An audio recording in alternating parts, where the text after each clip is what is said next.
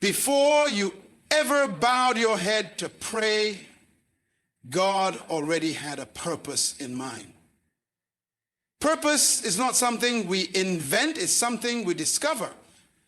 When we approach God in prayer, often we bring him our needs, our wants, our desires, and our timelines. But God does not respond to need alone.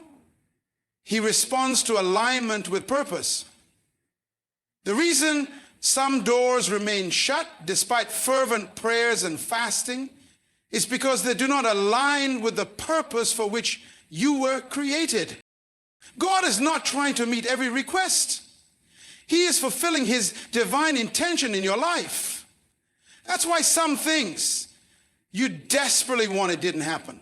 Not because God is withholding good from you, but because he is preserving your potential. He is protecting you from a path that would have distracted or even destroyed the real assignment on your life.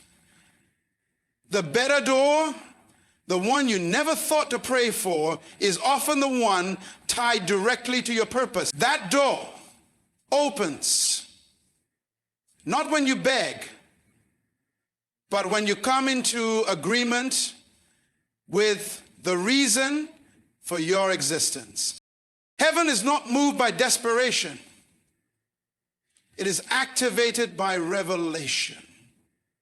When you understand that your life has a divine assignment, you begin to pray differently. You stop asking for just what you want, and you begin asking for what will fulfill the mandate you were born with. That's when doors open effortlessly, not because you pushed harder, but because you aligned deeper.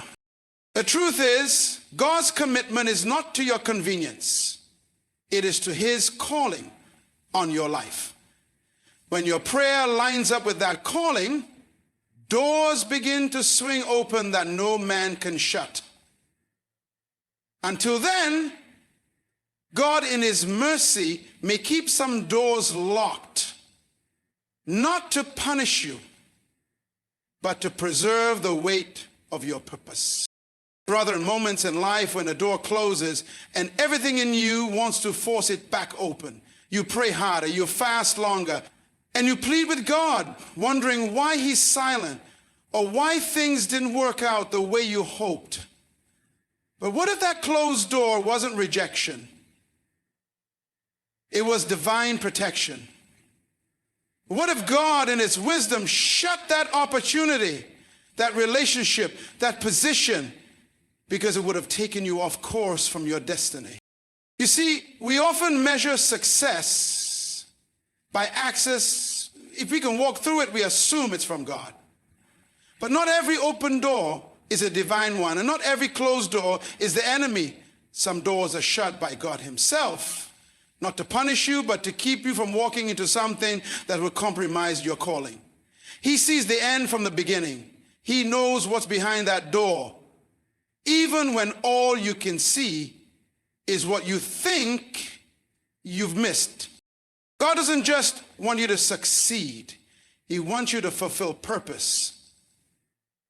That means he will block anything that has the power to sabotage the assignment he placed inside of you. You may think you lost something valuable, but you didn't lose destiny. Sometimes the loss is the lesson, and the closed door is the clarity you never would have found if it had remained open. Destiny is fragile in its early stages, and God is a guardian of purpose. Just like a parent keeps a child from dangerous places, God steps in and intervenes when something threatens your development. That's why the door shut suddenly. That's why they walked away. That's why the job didn't call you back. It wasn't random. It was redemption. He's not just trying to give you something. He's preparing to trust you with something. When God closes a door, he's not being cruel. He's being careful because he knows your future. He knows what would have entangled you what would have drained you, and what would have delayed you. He closed it so you could grow. He closed it so you could be ready for the better door that is coming. You don't have to mourn every no. Sometimes the no is a yes to your real destiny in disguise. Desire is powerful. It can stir your emotions, fuel your prayers, and drive you to action. But desire alone is not enough to guide your life. Desire can be based on feelings, on temporary needs, or even on what you've seen others achieve. Vision, on the other hand, is rooted in revelation. It comes from understanding why you were created, what your assignment is, and where God is taking you. That's why vision must be greater than desire, because desire can mislead, but vision anchors you to purpose. Many people pray from a place of desire, asking God for things they believe will make them happy, fulfilled, or successful. But God is not obligated to answer prayers that conflict with your vision. He responds to what aligns with his intention for your life.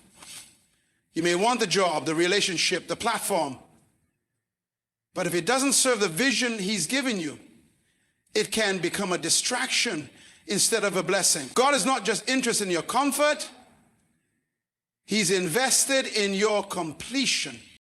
That's why he doesn't always give you what you ask for. He gives you what aligns with the bigger picture he sees.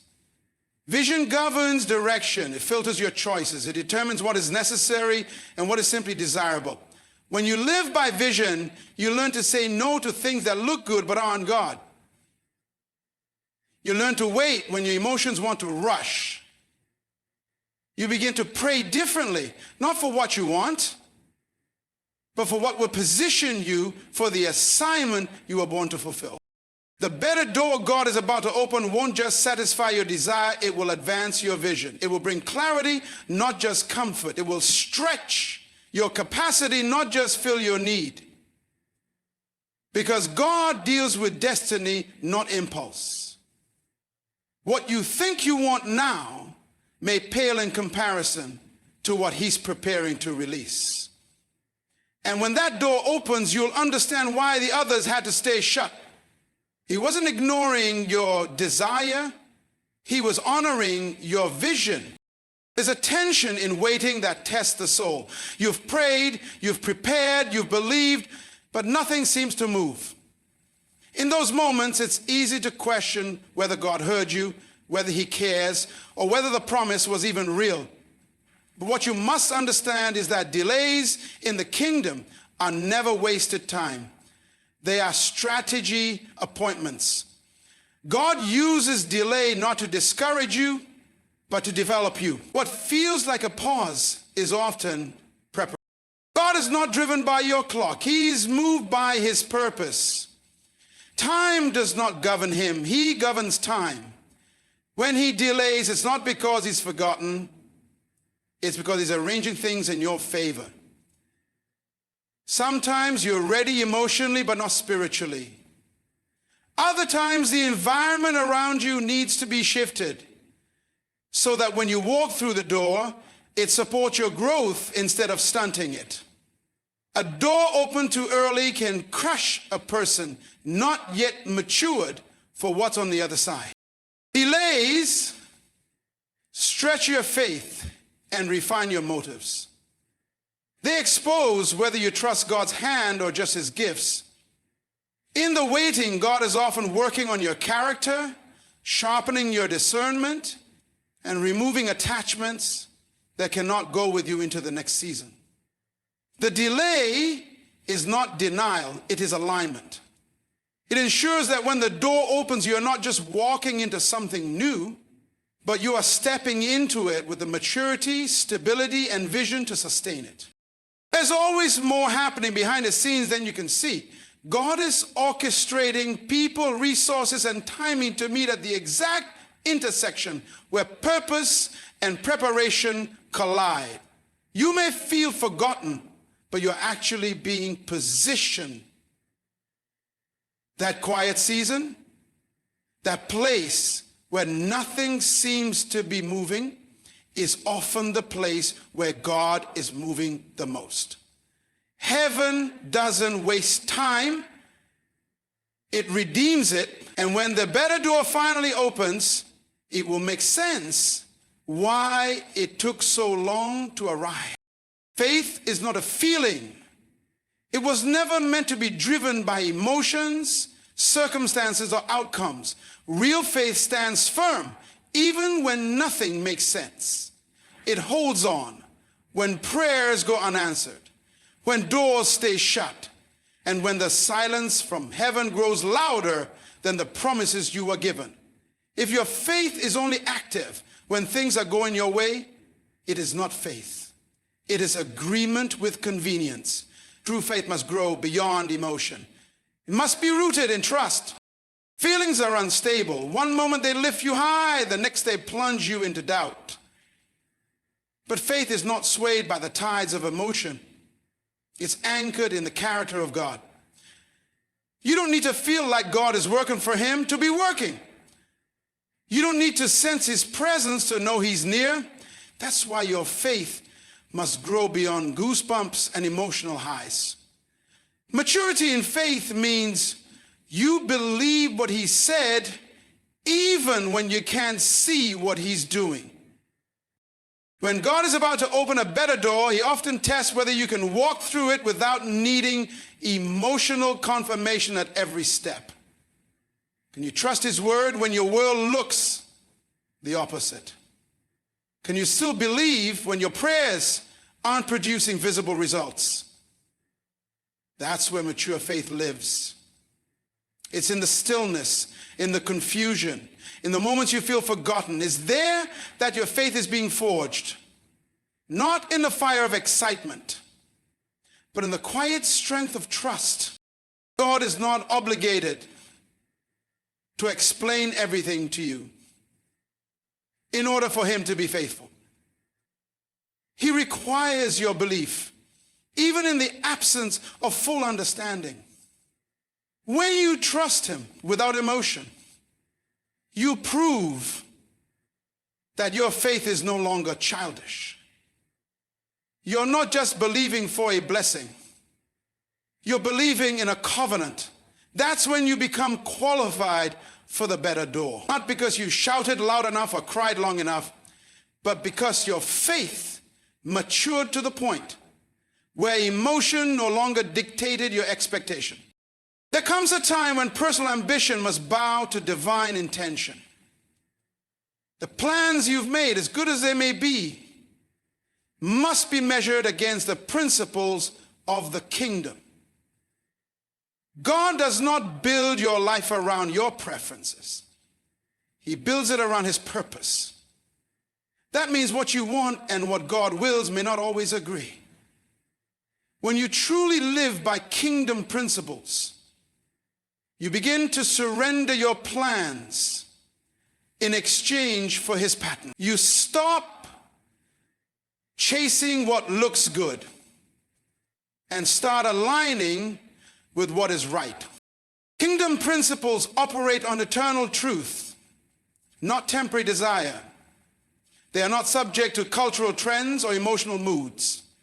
While your personal plans might be shaped by your environment, your education, or even your fears, God's kingdom operates on unshakable foundations. Obedience, purpose, timing, and righteousness. If your prayer life is rooted only in what you want to happen, without submission to what he desires to accomplish through you, then you risk asking for doors that don't lead anywhere. He's called you to go. The reason some prayers seem unanswered is because they come from a heart that hasn't yet been aligned with the kingdom. God is not a genie to fulfill your wish list. He is a king who answers based on what expands his rule through your life. That's why your personal plan to enter one door may be interrupted because he's preparing you to access the one that fulfills his eternal agenda, not just your temporary satisfaction. The kingdom demands obedience even when it conflicts with comfort. When you place kingdom principles above personal plans, your definition of success changes. It's no longer about what brings you applause, income, or visibility. It's about what bears fruit, multiplies impact, and brings heaven to earth through your obedience. The door God is about to open may not be the one you drew on your vision board, but it will be the one that brings your purpose into full expression. He will not answer every plan, but he will always fulfill every principle. There is a divine order to advancement, and it often begins with separation. Before God elevates you, he separates you from places, from people, from habits, and even from versions of yourself that can't carry the weight of where you're going. It's a principle woven throughout Scripture. Before there's promotion, there is pruning. Separation is not punishment, it's preparation. It creates the space necessary for growth, for clarity, and for transformation. You cannot take everything and everyone with you into your next season. Some relationships were only meant for the level you're leaving. Some environments were only suited for your development, not your destiny. When God calls you higher, he also calls you away from distractions, from compromise, from comfort zones. And often the very thing you're asking God to bless is the thing he's trying to remove, because it's incompatible with the elevation he has prepared for you. Separation requires trust. It often doesn't make sense in the moment. You may feel the pain of detachment before you see the purpose of it. But every great shift in your life will first require the courage to walk away from something lesser. God will never require you to give up something good unless he's about to give you something greater. The better door can't open if your hands are still clinging to the familiar, the convenient, or the safe. This is why elevation doesn't happen in crowds. It happens in the quiet, in the moments when you obey without applause, when you walk alone if necessary, when you release what was in faith for what could be. Separation refines your focus. It cleans the lens through which you see God's hand. And once you've let go of what was, you're ready to receive what is coming. Not just another opportunity, but a door designed for your destiny, not your past. So now you understand what you've been praying for may not be the final answer, but merely a stepping stone to something greater. The delays, the denials, the closed doors were never meant to destroy your faith, but to deepen it. God is not ignoring you, he's investing in you. He is orchestrating a door that is not only better, but perfectly aligned with your assignment, your maturity, and your divine timing. The door you thought you needed might have met your wants, but the door he's about to open will fulfill your why. And when it swings open, you won't just walk through it with gratitude. You'll walk through it with clarity. You look back and realize that every no was a yes in disguise. Every pause was a setup. Every painful separation was a divine shift. So don't lose heart when the answer doesn't come the way you expected. Don't give up when the door stays closed. Stand firm, stay aligned with kingdom principles, trust the process, and believe this truth.